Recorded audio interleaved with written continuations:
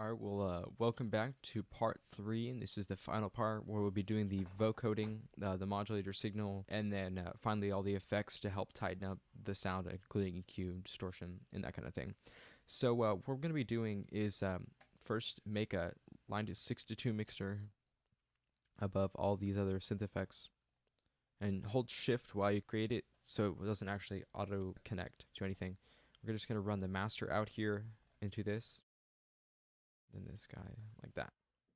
Now actually you're going to want to mute the mixer channel here so we can't actually hear anything, because we're going to just want to hear our modulator for now. So you can go ahead and minimize up this mixer and shift create so it doesn't connect another instance of Thor, and then connect it to this mixer. We should be able to hear it. So of course it obviously sounds like nothing like what we want it to sound like, so let's go ahead and initialize it. Keep it at 7.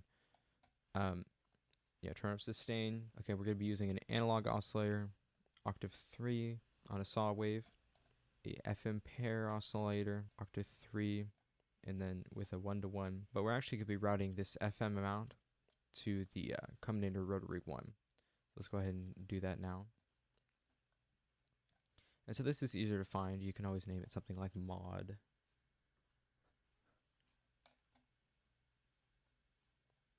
Yeah, there we go. Okay, so go to oscillator, to mod, and then that one you'll see this guy moving as we play. So that kind of creates a little bit of that talking morphing effect that we're going for. And then we're going to be finally making another analog oscillator that's going to be acting as a LFO. So yeah, octave 4 and a sine wave. Yeah. Okay, so go to here. So if you can probably tell by now, there's a considerable amount of frequency modulation synthesis that has to be used to create these sounds. Yeah, so do 25 for both of these. And then we're going to be running 1 and 2 through filter Thor, and then that's pretty much it. Yeah, just bring your frequency like almost all the way up. 10.8 is what we have it at. And then we're pretty much done with this instance of Thor, and now we're going to be applying the effects. And before we actually get to the actual vocoder that's going to be doing vocoding, we're going to have one on EQ mode, 32 band, and a shift of 10. And that'll just add on a little crispiness to the sound. The EQ on here is a real nice way just to tighten up and fatten up synth sounds. The next we'll be applying a Scream 4 and turn that to tape mode, which is just some tape compression.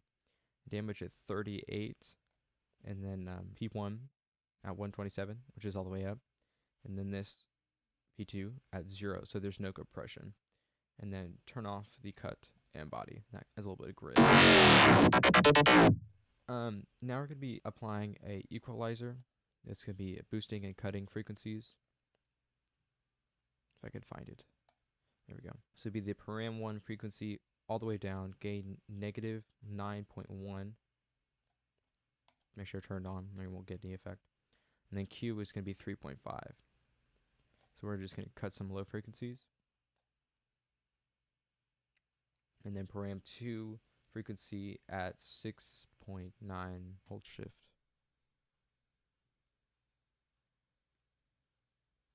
That'll be fine right there. Okay, and then bring the gain up to 2.3. So we're just boosting a little right here in these high ends, and then the Q to 1.4. So on the high shelf, frequency at 4.73. Gain at like, oh, that's Q. A gain with 2.3, and the Q, just leave it there. So that just applies a little more effect and tightens up the sound. Okay, so now we're actually going to be done with this single right here, and now we're going to go ahead and shift create a vocoder.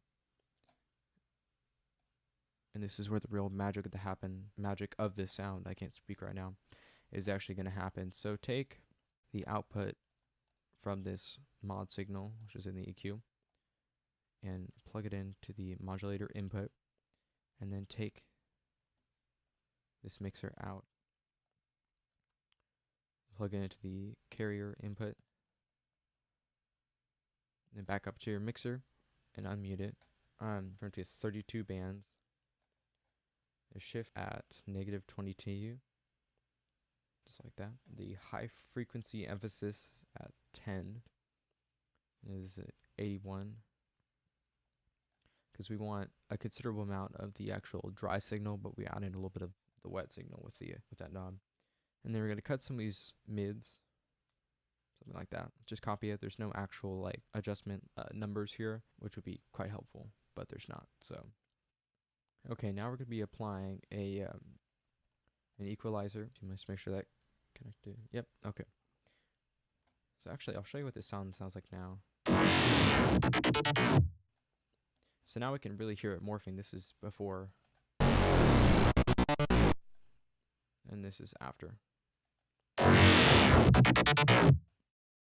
So as you could probably tell, that there's a little bit of high frequencies that sounded rather nice that we were lost with the vocoding. So we're going to be adding those back in with some distortion and EQ. So turn this low cut on so it cuts everything between 30K or whatever that says. Low frequency shelf at 84.1. Gain at 6.9 and the Q at 62. It's just its default. Param 1 frequency at 491. There we go. Negative 4.6 decibels. And that just cuts a little bit of those muddy frequencies that will make this synth sound clash with everything that's around it. And then just leave the Q at its default right there. Turn on param 2, 250 as the frequency. Right there, that's fine. Gain is negative 6.9. And again, we're just cutting out more of those muddy frequencies. And then the Q is, actually this one is right there. Okay, now it sounds like this.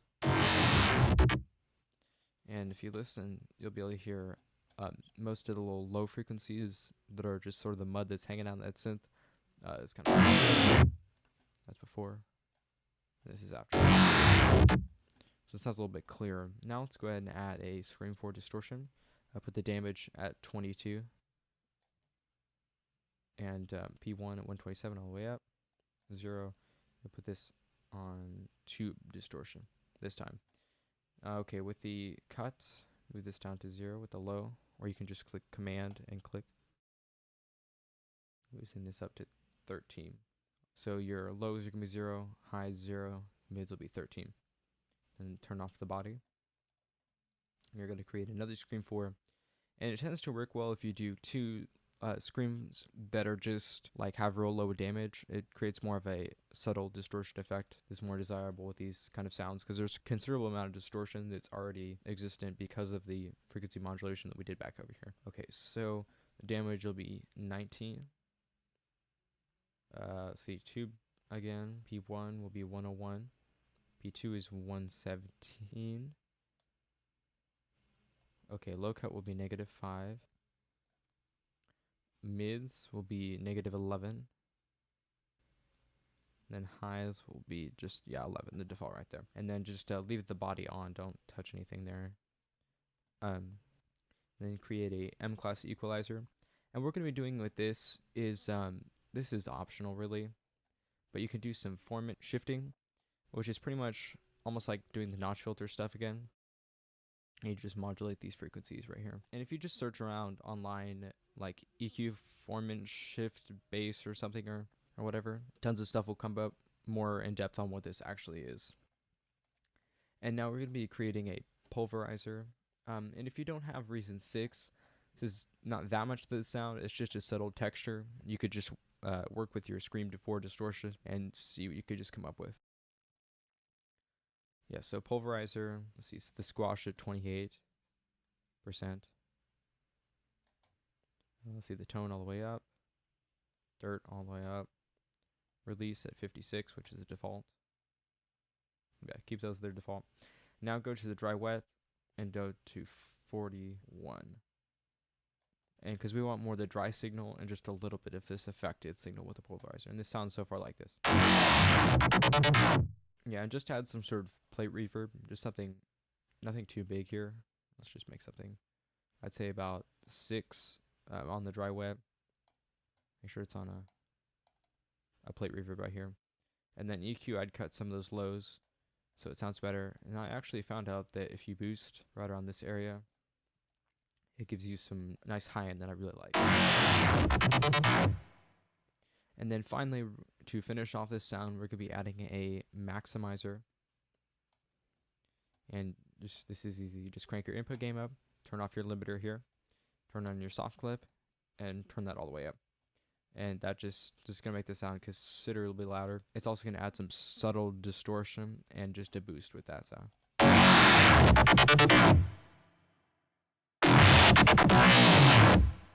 So yeah, that's pretty much how to create that sound. Again, rate, comment, and subscribe, and just let me know what you guys think of the tutorial, because this is my first one.